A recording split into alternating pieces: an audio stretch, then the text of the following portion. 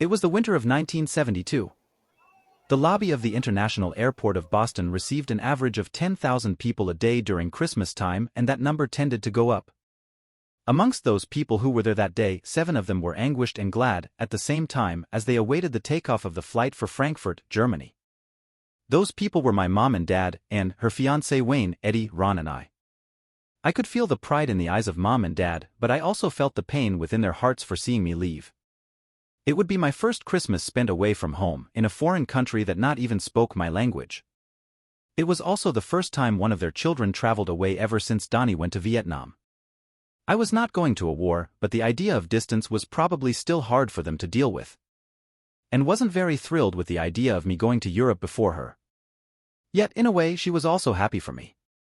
She gave me a huge list of things for me to buy for her. I obviously didn't intend to buy any of those things. I've always hated when people asked me to buy things for them when I traveled away. Wayne, as an attempt to be politically correct, would say things that would hide his total ignorance towards other cultures. I think he thought Germans and Russians were the same. Eddie would not stop smiling. Because of him I had the opportunity to go on that trip, and he knew that. And there was also another reason for his being so happy. He had been going out with Ron for the past couple of weeks, and she was causing the same effect on him as she did on me. Like I said before, falling in love with that girl was very easy. And there she was. We had already broken up about a month ago. We didn't argue or anything, we just didn't want to be tied up. Up to this day, I still remember her with an unforgettable passion.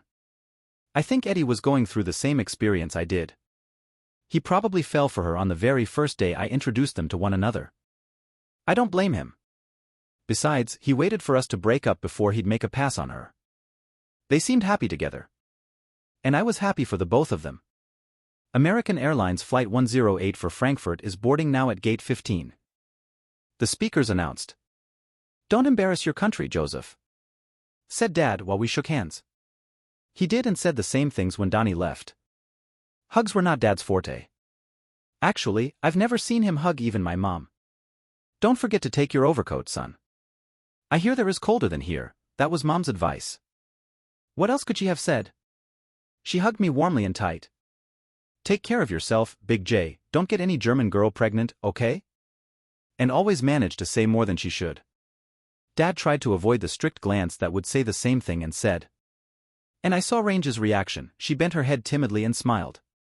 "Thank you for the advice, sister. Good luck, Joe." Wayne seemed to be saying goodbye to a senator. He gave me a handshake which seemed he'd have practiced for it. Auf Wiedersehen. Get back soon, man. A very noble attempt of Eddie to say goodbye in German. He meant well. He hugged me a little shyly due to the presence of my family. "Didn't I say that you would be the first one to cross the finish line, Joseph?" That had double meaning and only the two of us knew why.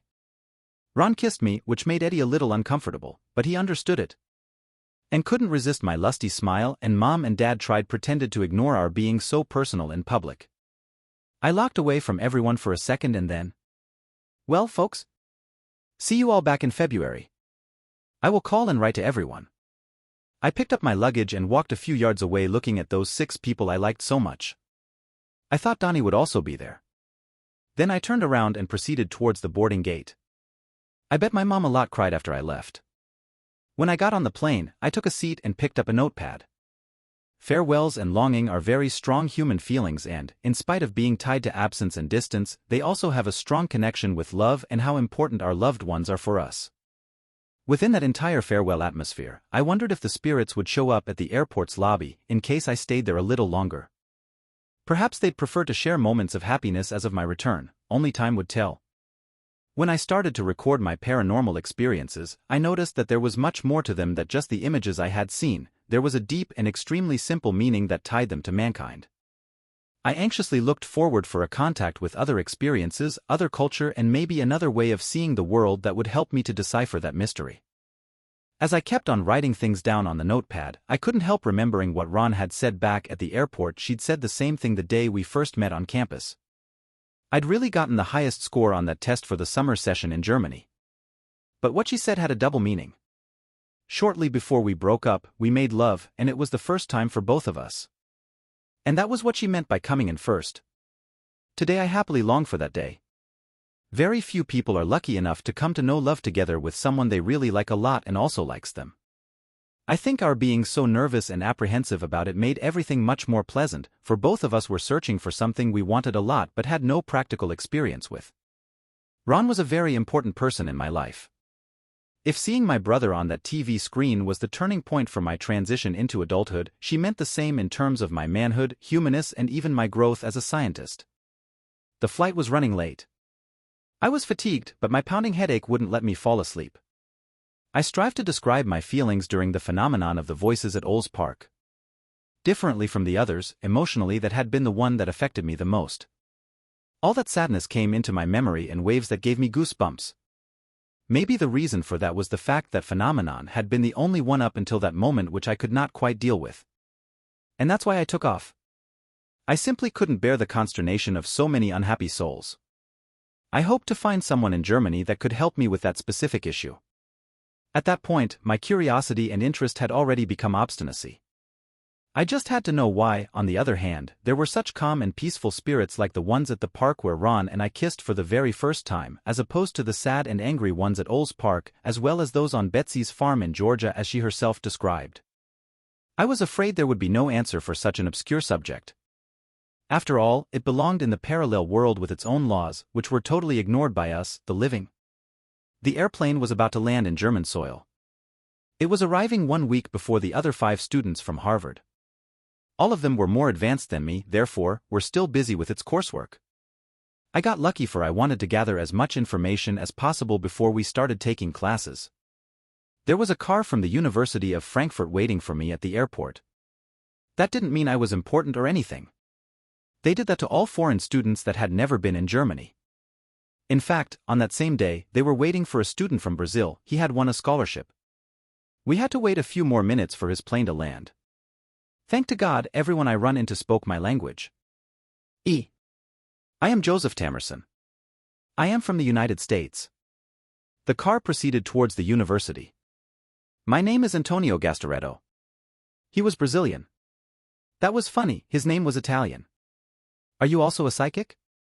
I had already heard that expression before, but never in such a natural way. Experts in parapsychology considered mediumism as well as spiritism a simple religion or superstition. It was the irrational side of that what the parapsychologists tried to rationalize. Fortunately, I was always impartial so that I could come to know and analyze both sides. I am not sure. I study parapsychology and I have already experienced some phenomena. Are you a parapsychologist? No, not yet. I am only a student. What about you? Have you ever heard of mediumistic painting? Yes, I have. Do you do that? When the spirits want. You seem like an expert.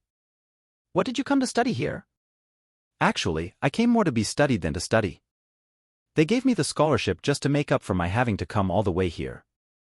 They want to find out whether or not I am a charlatan. 2 scientists from here went to Brazil to see me and tried to take spectra pictures of me while I was doing the painting. However, I only saw some spots of white light.